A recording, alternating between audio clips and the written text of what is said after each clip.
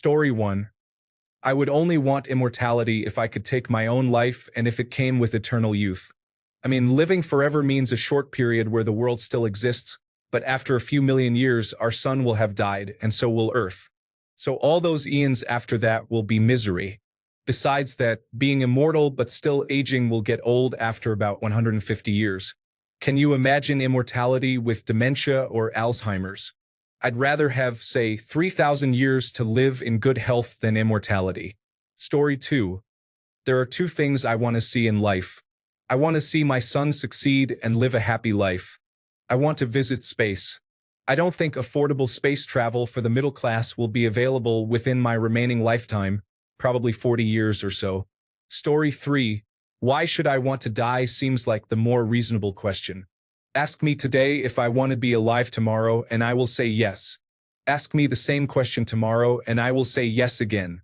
Life will have to be taken from me. I will not give it up willingly. Story 4. Wouldn't the question, people who want to die, why, make more sense? I assume this is the version of immortality that just means old age and disease, not floating through the cold universe alone at the end of time. Story 5. Why not? I'm assuming the original poster means immortality to be free from aging and disease, and not like some sort of comic book superhero invulnerability too. Basically, I see no downsides. Eventually, even being freed from aging and disease will all die. That's just a numbers game for anyone. Eventually, you'll get unlucky even if you just stay in your house all the time, given an eternity. Plus, if the boredom gets too bad, you can either do riskier and riskier things until your time is up or take care of the boredom more directly. In the meantime, you get to live, which is better than non-existence. Literally no downsides. Story 6. I would like to see humanity achieve its fullest scientific potential. Imagine living to see the eradication of disease and the exploration of unknown worlds in the universe. But, of course, there's also the risk of witnessing horrible, unspeakable things as well. Story 7. I know what life is. I don't know what is next. Could be heaven, hell, anything in between or beyond, or even just nothing. I don't want that uncertainty. Story 8. It gives you time to undertake multiple long-term projects and acquire knowledge for such projects. It basically allows you enough time to do everything you may want without having to limit yourself. Story 9. At the very least, I wouldn't mind being able to decide when to call it quits myself rather than nature doing it for me. It's hard to imagine myself ever getting tired of living, assuming physical ailments aren't a factor in this scenario, but if it did happen, it likely wouldn't be for at least another couple hundred years. Story 10. There's just so much to keep doing, learning, reading, and seeing. I've only just touched the surface of it, barely got to peek inside. Naturally, there are risks. Memories might become harder to discern, but I want to keep experiencing life. And it seems infinitely better than nothing. Story 11. Can you even imagine how amazing the pornography is going to be in the year 3010 or 10,001? That is with the assumptions that humanity survives and constantly evolves technologically. Story 12. I would choose immortality if I got to restart my life during the first evolution of Homo sapiens, because what is the point in immortality if everything is immortalized through media? Take me back to ancient Egypt and the Renaissance, for I want to know the secrets of the world. Story 13. I don't want it per se, but if I did, I would like to know just how advanced the human race can be and see what new technology we create and how much life we discover. Story 14. Because I want infinite time to explore everything. People only get to make life-altering choices so many times before it's too late. Will you go to college? Will you choose this profession? Will you take on additional schooling for a specialized career? Even beyond professions and life choices, you need to decide on a daily or weekly basis how you choose to spend your free time and what hobbies you will pursue. Becoming immortal guarantees that you will have time to be a doctor, to be a lawyer, to be whatever you want, to take up a complicated hobby you never had time for, read all the books or play all the games or meet all the people that life got in the way of. Also, with infinite time comes time to get yourself in a good financial position. So not only will you have infinite time, but you will also have infinite resources to do whatever you want with. You could settle on being powerful, but being this powerful will literally allow you to affect the world at a larger level. and you could actually make the world a better place. For me, my ultimate goal would be to unify the world under one banner and make us a spacefaring civilization, and it would take ages, but that's what I would want to do. Story 15. I don't believe in the afterlife. That's the long and short of it. I think death is exactly like before you were born. We have actually all experienced not being alive. We just don't seem to realize it. In fact, we were all not alive for a really, really long time. So I guess if I could live forever with a kill switch just in case life truly becomes worse than living for me, then I'd be happy with that. As things stand, I don't think I could ever bring myself to end my life unless hope was truly lost. But if there is ever a single laugh left to be had or a single moment of joy left to be felt, I want it no matter how low things get. Story 16. Because life is all there is, having it not end is good to start with. Knowing you have infinite time would be a huge relief from stress and anxiety. Suddenly, there's no worry about what you can and can't accomplish because you literally have all the time in the world. There's no ticking clock. Suddenly, it would be much easier to be happy. Story 17. I want biological immortality, but I still want the option to be able to end my life if I choose to. A nightmare scenario would be true immortality and the planet you're on gets consumed by a star, and you're just floating endlessly in space until the heat death of the universe. So I'd want a deal similar to what vampires have, except I don't want the daylight restriction, because at least vampires could end their lives if they wanted to at some point. Story 18. It's a starting point. Being immortal wouldn't solve everything, but it makes all the expense of your existence matter. It allows you to use the wealth of your mistakes and successes to do things more meaningfully than you can with limited time. Eventually, we will overspend resources generating masses of highly similar lives, to the detriment of much. In short, immortality would be a requirement for a species to progress further overall. Story 19. I don't want to not exist, simple as that. I'd have a long think about the weird thought experiments about existing in some eternal agony state, obviously. But I don't know. I am convinced humanity will figure out a way to survive, even the heat death. So yeah, it's just about the fact I'm afraid of not existing. Story 20. It all depends on what you call immortal. If you mean ageless, then everyone would want that. Aging is a horrible disease that will likely be cured in the next few generations, so there may be people around today who experience that world. If you mean like a god, ageless and extremely difficult to kill, many would choose that too.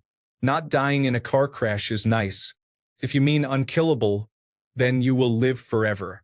The first few 100 trillion years when life is possible would be fine, but a tiny portion of your infinite life.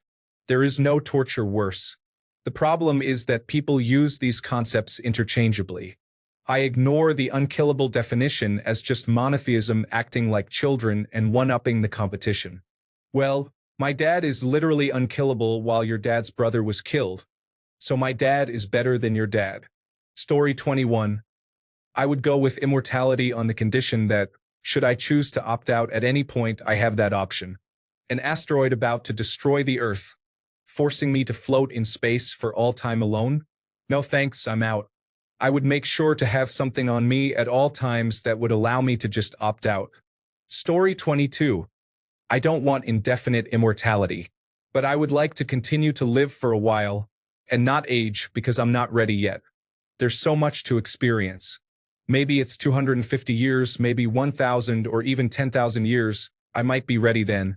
And then, when you are ready, to have an out like in The Good Place. But certainly, I wouldn't want to live 1,000,000 or 1,000,000,000 years or eternity because that's just bleak, considering how the universe will likely end or drift apart. Now that is scary on its own. Story 23 kind of reminds me of that Hulk story where he outlasts humanity. The only things left are radioactive bugs that eat him to death every day. But since he can't die, he regenerates and repeats the events. I can imagine living long enough for us to bomb one another out of existence. Meanwhile, you have Mark Zuckerberg and whatever unfortunate souls down in the bunker, chilling. I wouldn't want to live on a planet where humanity is wiped out or reduced to 1%. I don't want to spend my days looking for drinking water and avoiding the other humans that want to enslave or eat me. Story 24. For those of us who do not believe in any sort of afterlife, It is a simple question of something versus nothing. I will take the former, but there have to be caveats. I do not want to live forever if it means never dying, feeling the physical pain of our sun engulfing me in its death throes, and then me drifting in the freezing cold vacuum of space for infinity. So, no thanks. If I can opt out at any time in the future and just die, then yes. Story 25. I'd like immortality with exceptions. I can kill myself. When it becomes too much, I can just end it. Not just cripple myself without dying. Kill. Beat. I need air. If I'm just floating around in space for millions of years after the sun dies, with no way to end my life, it's pretty terrible. I'd rather die at the latest when mankind dies, and I can't breathe. See, I don't age. Being unable to move, hear, or see for eternity is not necessarily fun. But this is kind of covered by A and B. When I can't even breathe, I won't just linger on. And I can even end it before it gets to that point, and I have control of my limbs enough to finish myself. Story 26. I am so curious about space travel, dimensional travel, and time travel. I don't understand the math at all, but I know these things are possible, and I really want to see them come to fruition. Story 27. I am curious to see how this will evolve.